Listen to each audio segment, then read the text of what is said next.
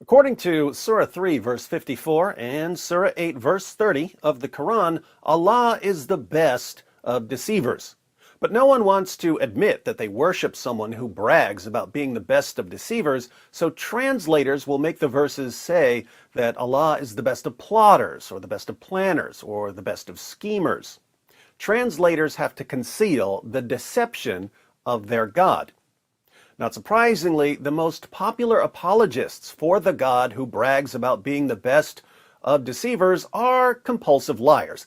People like Zakir, Naik, and Yusuf Estes will make up absolutely anything to convince their gullible listeners to submit to the best of deceivers. What's interesting is that when you expose the lies of someone like Zakir Naik, his followers will lie about his lies. I kid you not, I see it every time I post a video exposing some lie of Zakir Naik. Let's look at an example. Yesterday, I posted a short video, barely over a minute, exposing one of Zakir Naik's many, many lies about the Bible. Here's a short clip from my short video. And there's not a single verse anywhere in the gospel which says that Jesus, peace be upon him, was resurrected. There's not a single verse anywhere in the gospel, which says that Jesus, peace be upon him, was resurrected.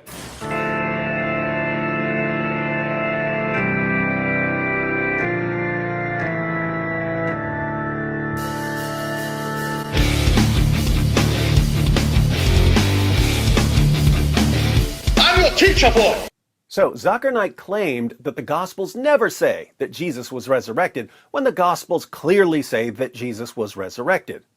The correct reaction to a video like this should be, wow, either Zakir Naik doesn't know what he's talking about, or he's lying. Either way, I need to be careful when I listen to him. But how do his fans actually react? Health Wisdom, one of our frequent Muslim commenters and a huge fan of Zakir Naik, replied, "Doctored footage. The actual statement is God."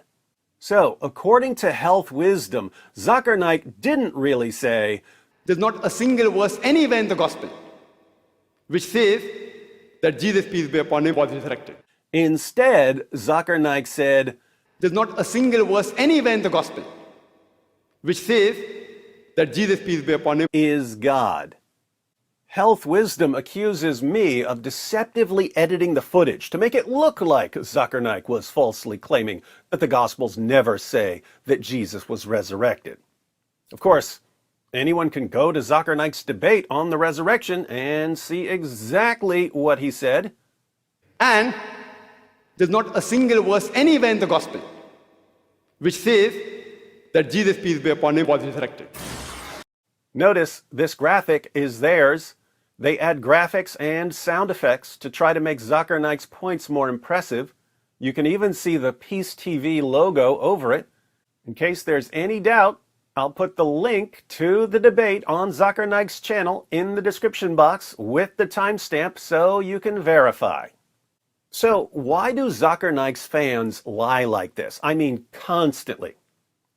They're worried that if Muslims and non-Muslims realize that Zakir Naik is just making things up, people might not trust him. But many Muslims have no other basis for believing in Islam apart from the Zakir Naik videos they watch. So if Zakir Naik is exposed as the liar that he is, the avalanche of apostasy will accelerate. His fans don't want the avalanche to accelerate, so they do what they've seen Zakir Naik do for decades. They make things up, hoping that no one will take the simple step of doing the 30 seconds of research it would take to expose the lie. Why do Naik's fans think they can get away with making things up? Because Zakir Naik has been getting away with it for decades. It's Islam's 99-1 rule. If you lie to 100 people, maybe one of them will bother to investigate what you've said. But if the one investigates what you've said and he figures out that you've lied, he can be silenced by the 99 who gullibly accept anything you say. This has been Islam's main tactic since the time of Muhammad. So, Allah brags about being the best of deceivers. Muhammad, Allah's final prophet, spent 23 years making things up.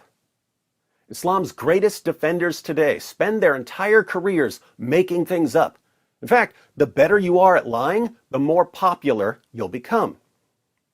And when you expose one of their lies, their fans will lie to cover up their lies. Lie upon lie upon lie upon lie upon lie. All of this leads to an obvious question for all of you Zakir Naik fans out there. Zakir Naik fans of the world, all we see from you and from the heroes you worship is lies. If Islam were really the truth, would it need this bottomless pit of lies? You tried on that. You tried on that. You tried on that. It just backfired on you. You tried on that. You tried on that. You tried on that. It just backfired on you. This is a part of our religion. There's a reason to it. Yeah? Yeah? Yeah?